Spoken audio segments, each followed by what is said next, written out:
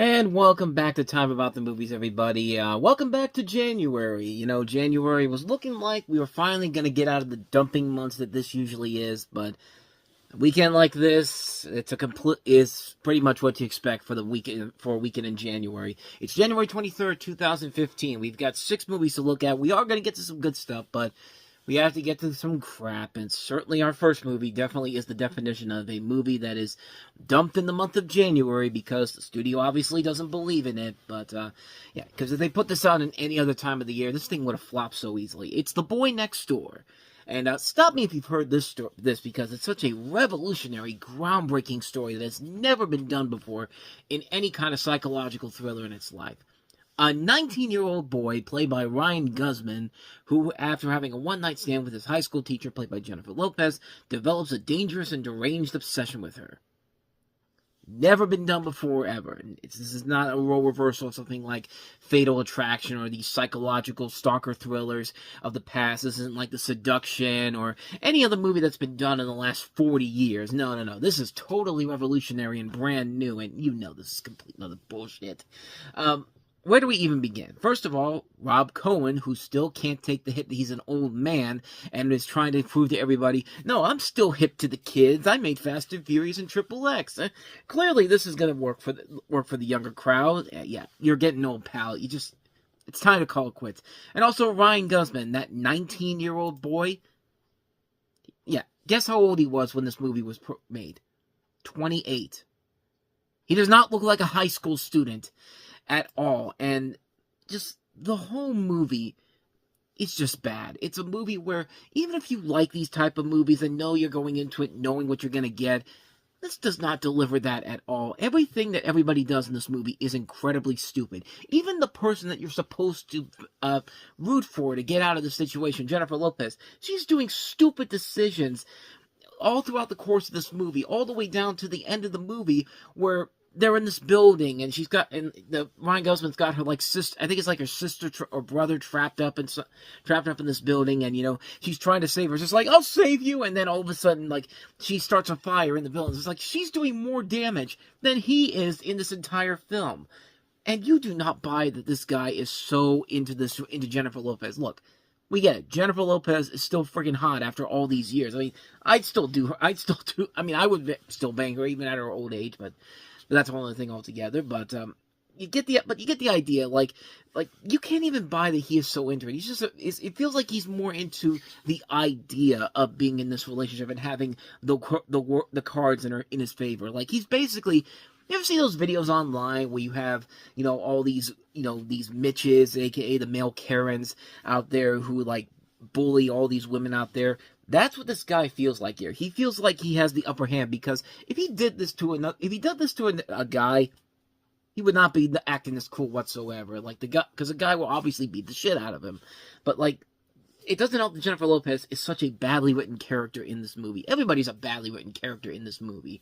The whole film makes no sense whatsoever. And even if you love these type of films, even the Lifetime channel would go into this, would look at this movie and going our movies are stupid, but we're not this fucking stupid. Nobody bought into it. Nobody bought into this idea. Nobody bought into Ryan Guzman becoming this next big star because Blumhouse was really pushing him in 2015 because he was in this, and then he was also simping for younger girls in Gem and the Holograms later in the year, which that movie is a whole mess on its own merits, but all a good time. We're going to get to that later on, but why was this a success? Blumhouse. It was literally Blumhouse made this movie for the cheapest way possible. They shot it over 23 days at the end of 2013. It only cost them $4 million to make, so of course it's going to make its money back. Blumhouse could put out anything and it would make its money back overall. Even the films that were bombs last year were still more financially successful than most horror films were. This is a company that knows what it's doing. They put out some good movies every once in a while, but they also put out their free share of garbage, too. And this is definitely one of those movies that is right up their alley. What I gotta tell you, man, The Boy Next Door, boy, this is a bad movie. Even if you love these type of movies, even they will look at you and go, even you will look at this and go man, this is stupid. Man, this is too dumb even for me, So So there you go. That's The Boy Next Door. So let's go ahead and continue the slop fest that we have here this weekend with a new film from George Lucas. You know, he's lost the rights to Star Wars. Disney's taking him over, and he'll have a film later in the year. But George Lucas is not giving up on creating the next big franchise. No. He tried with Willow back in the 80s. He tried Radioland Murders for it to be a success, and it didn't work. He tried Red Tails a couple of years ago. But surely he's going to make it work with his next movie, Strange Magic, right? Even mean? It means Strange Magic is coming to theaters. Until on. Strange Magic in theaters Friday. Rated PG. No, he surprisingly made it much worse. I mean, this is a movie that is so bad. Like, here's the thing about this movie's production. George Lucas wanted to make this movie for the longest time for his three daughters. $3. What the hell's wrong with me? 3 daughters. And he had been developing the project for 15 years before production began, and he described it as a Star Wars for a female audience. Do you see anything in this movie that screams out Star Wars at all? No, of course you don't. I mean, if anything, this movie is not ripping off Star Wars. It's ripping off other things. It's ripping off Shrek. It's ripping off Epic. I mean, if you have to rip off a rip off an epic, then you really are not trying whatsoever. You know, Fern Gully, The Last Rainforest, Once Upon a Forest, you know, all these environmental movies here, mixed in with the jukebox music style of Shrek overall. Like, I mean, I haven't even talked about the plot of this movie, because really, do I need to say anything about this? It follows the leader of the Dark Force, known as the Bog King, who hates the notion of love and orders the destruction of all primroses, a flower used to create love potions. However, he begins to change his mind upon meeting the feisty fairy princess Marianne, who played by Evan Rachel Wood, whose heart was broken by her philandering fiancé Roland, aka Gaston, from Beauty and the Beast. I'm not even kidding, he's literally Gaston. And a lame Gaston, too. Like a character that, once you see him on screen for the first time, you don't want anything to do with him, because at least Gaston was cool. He was a cool guy that the women loved, and he could sing like no other. But this guy, like, his idea of wooing this princess is to sing so poorly and so lazily. Like, once you hear him sing, it's just like, you want to put a gun to your head at this point. It's just like, even if you're a kid, a kid would want to put a gun to his head. Like, I know that's cruel and harsh, but I'm sorry. That's just the way it is with his characters on screen. Meanwhile, the elf Sonny being played by Elijah Kelly, seems to have a love potion made so he may make Marianne's sister Dawn, played by Kristen Chenoweth. No, that's not Kristen Chenoweth. I'm sorry, that's Meredith Ann Bull. Even though Kristen Chenoweth is in this movie, she actually was also in The Boy Next Door, too, so she has 2 pieces of garbage here. Like, give her something to do with this. Kristen Chenoweth is a treasure, man. But to fall in love with him. I didn't even finish the plot of this, but this is directed by Gary Rydstrom, who worked with Pixar before, directed a couple of shorts, directed the Hawaiian Vacation Toy Story short that was in front of Cars. He also did Lifted, the short that was in front of Ratatouille. So it's not made by hack people. One of the writers is Eileen Michi, who has written some stuff before. She co-wrote The Lion King, The Hunchback of Notre Dame, Hercules. I mean, he had a big hand in the Lion King musical. She worked on Brave. I mean, that won her an Academy Award. David Barrymon is the writer of Elf and The Haunted Mansion, the 2003 one, and The Spiderwick Chronicles. So, the problem with the movie really isn't the fact that, I mean, the people behind it aren't hacks. You can tell that they're trying to put something together here, but when you're trying to rip off so many much better projects like Shrek and Fern Gully and Epic, even I hated Epic, but I can guarantee you Epic is a much better movie than this is here. These characters are so detestable, from the way they look, from the way they're acted, from the way they're just so obnoxious. Like, this thing has not one creative piece of blood in its aorta, and it's wasting a really good cast. We mentioned Evan Rachel Wood, we mentioned Kristen Chenoweth, we mentioned Elijah Kelly, Alan Cummings in this, Maya Rudolph, Sam Polito, Alfred Molina.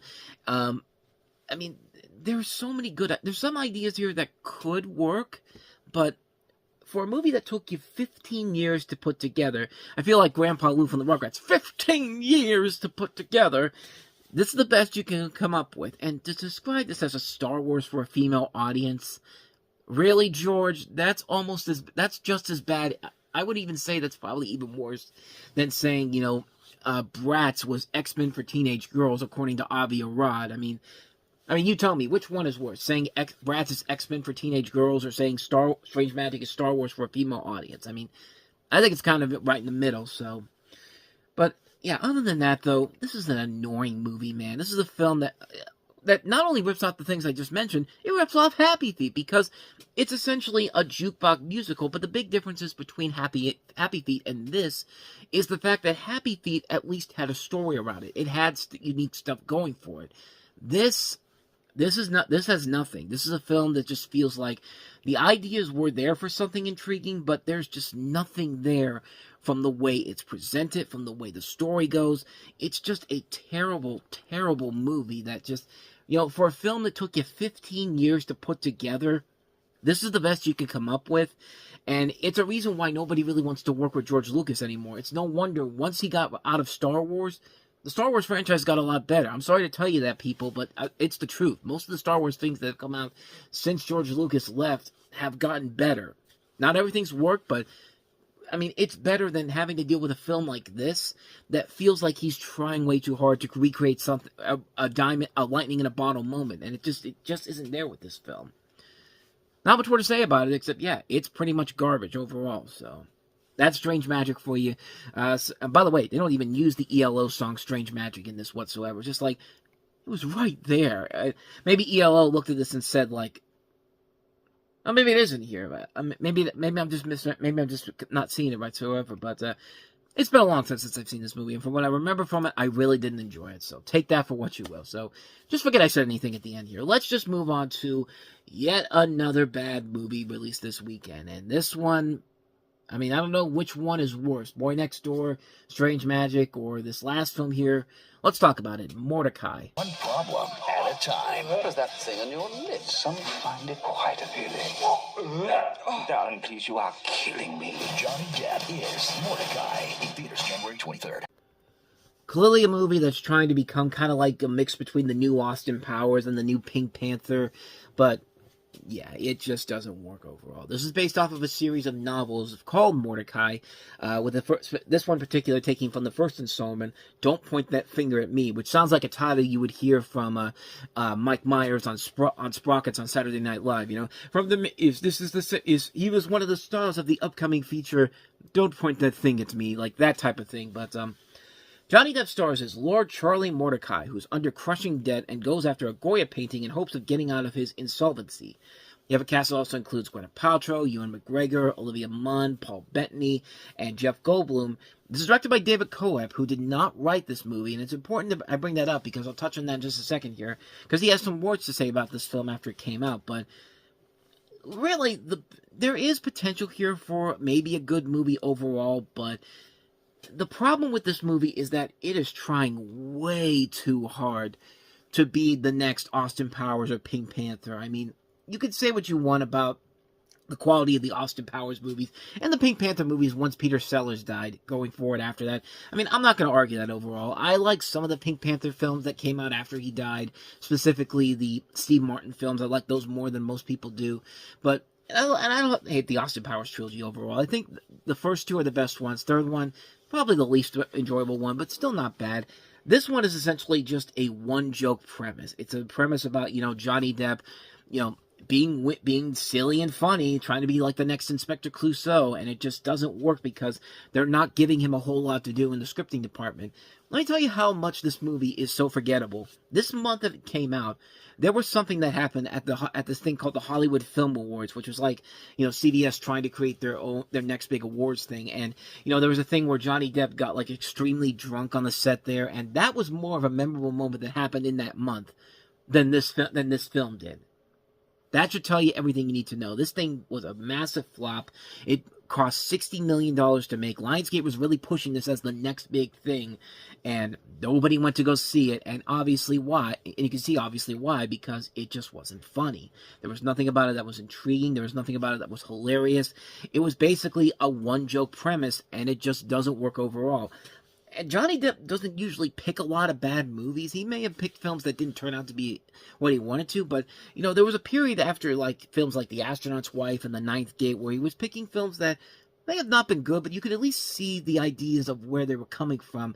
And most of them were just okay. There was a few misfires here and there, but this is one of those ones where it really felt like he was in desperation mode at this point. I mean, but then again, that's what you expect from a company that also produced one of the worst movies I've ever seen in my life, The Spirit, Odd Lot Entertainment. This was actually much lower rated than any of their other movies in general here, so that should tell you everything you need to know about this. Like, it's just a bad movie. It's a really, really bad film. And like I said before, David Koepp directed this movie, and it's noted because he never wrote this movie. He actually said about 7 years after this movie came out, he said, and I quote, "I only directed something someone else wrote once, and it was a misbegotten adventure from the beginning, as much my fault as anybody else's." So, this is probably one of those movies that has one of those troubling production histories, and yeah, it made a director like David Koepp say, yeah, I admit that this thing was not very good, and then, sure enough, the next movie he directed was a film he wrote, You Should Have Left, which was actually not that bad overall. It was a film that kind of came and went during COVID, and turned out to actually not be a bad movie overall. We'll get to that one eventually in 2020, but as far as this one is concerned, yeah, it's pretty bad. It's a really, really bad film, so there you go. That's Mordecai. So let's go ahead and try to get back on track to some good movies. There were good films that came out. Most of them were in limited release, starting with our first movie here, Jennifer Aniston starring in Cake. If I could switch places, I would. Do you want to get better? Say it, Claire. I do. Cake, rated R, in theaters tomorrow. Needless to say, from a director that also gave us such wonderful movies as Beastly and Won't Back Down, this is probably one of his better movies overall, if not his best movie. But does that make it a great movie overall? Sort of. You have Jennifer Aniston starring as the acerbic, hilarious Claire Bennett, who becomes fascinated by the suicide of a woman in her chronic pain support group. As she undiscovers the details of Nina's suicide. That was right. As I thought I got the names wrong. Nina, played by Anna Kendrick, and develops a poignant relationship with Nina's husband. She also grapples with her own very raw personal tragedy. And for Jennifer Aniston, this is a very different movie for her. I mean, this is a film where, she's not she's playing more of a serious role, and she doesn't usually do that every once in a while, and every time she does, more times than not, it's not very good. Derail's one of those examples of that, but she's got a really good cast around her. Adriana Barraza from Babel, Anna Kendrick, Sam Worthington, Mamie Gummer, Felicity Huffman, William H. Macy, Lucy Punch, Chris Messina, Britt Robertson. A lot of good people in this movie. And it is an overall okay film. And it works mostly because of Jennifer Aniston's performance overall. I think it really is one of the best things in the movie in general. It's a performance that really does show her range overall as an actress, not just being that funny person we see on Friends and all these other comedies. It's a chance for her to branch out of her abilities, and she really does make it work overall. I thought she was one of the stronger things about the movie. And like I said, this is probably the best thing that Daniel Barnes has ever directed after two really lackluster films with Beastly and Won't Back Down. This film in particular, I think, really does work very much to the actor's advantages. They're the reason why you stick with this film. Is it a movie I'd say go out and check it out immediately? Not really. I would probably say if it ever comes on TV and there's literally nothing else on, or if you're looking for a movie to stream and there's nothing else out there, if you find this one, I'd say it's definitely worth a watch. It's worth it mostly for Aniston's performance, but it's definitely a film that is a very mixed bag. But compared to this director's other works, it's probably his best overall film, but that's not really saying a whole lot. So let's go ahead and get back on the positive train again. Let's take a look at our next movie, which is Jude Law in the submarine thriller Black Sea. We're gonna take him down one by one.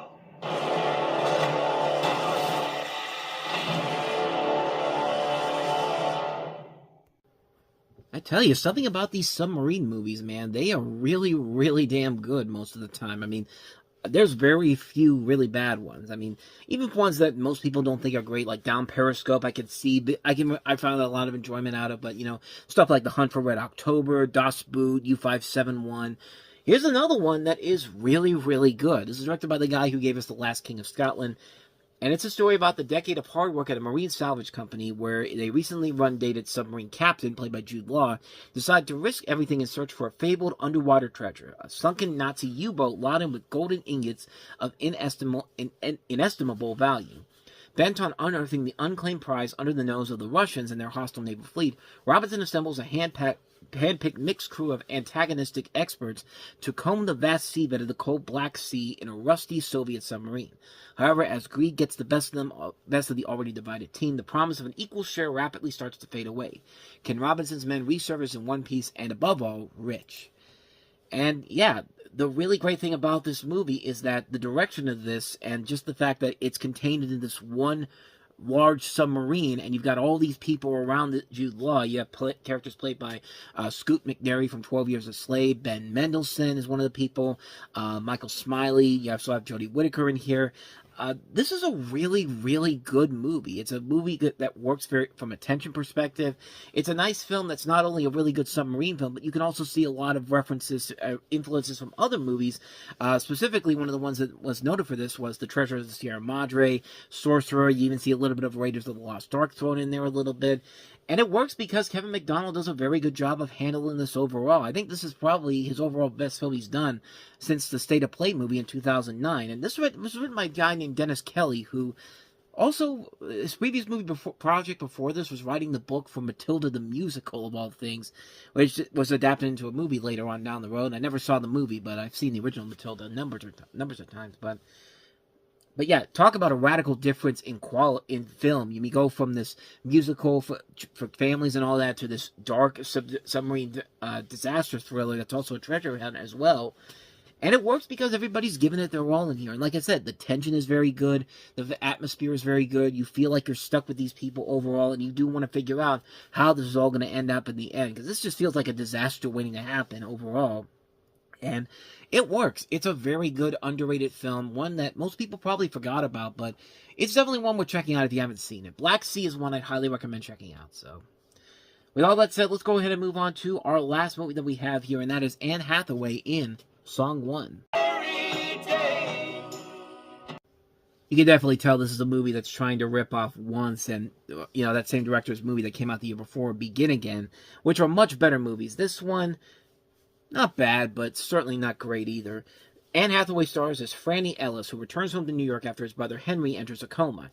She meets Henry's favorite musician, James Forster, at a concert, and while trying to help Henry, Franny and James form a romantic connection during their brief time together. So, it's a movie that kind of feels like it's going down the pathway of a Once and Begin Again, and it does kind of, but it's also trying to do something different from that, and I don't think it really works overall. I think there's parts of it where you could see where they're coming from, but the film overall is just kind of a generic love story between two people that, they're pretty people, and of course they're going to get together at the end. You don't really buy the love for each other, except for the fact that they're destined to be together here. Even though, Hathaway and Flynn are okay, but their romantic chemistry really just isn't there this time in this movie. Mary Steenburgen's pretty good in here, so is Lola Kirk from Girls. The songs are okay in here, but again, nothing really screams out unique and different, something like with Once or Begin Again overall. But this film, it's trying hard to be like that, and it kind of fails on that front. But not a bad movie, but certainly a film where the priorities clearly aren't there with this one here. So, yeah, a mixed opinion on this one here, Song 1. And so we wrap up another episode of Time About the Movies, and just like that, we're wrapping up January already. We have 3 movies to look at the end of January. We have Project Almanac, which is a film that has a lot of high ambitions to it, and I remember enjoying it overall. I'll check it out again, see if it holds up, but we'll talk about that one. We'll also talk about Black or White, starring, I think this is a movie with Kevin Costner and Octavia Spencer, if I'm not mistaken.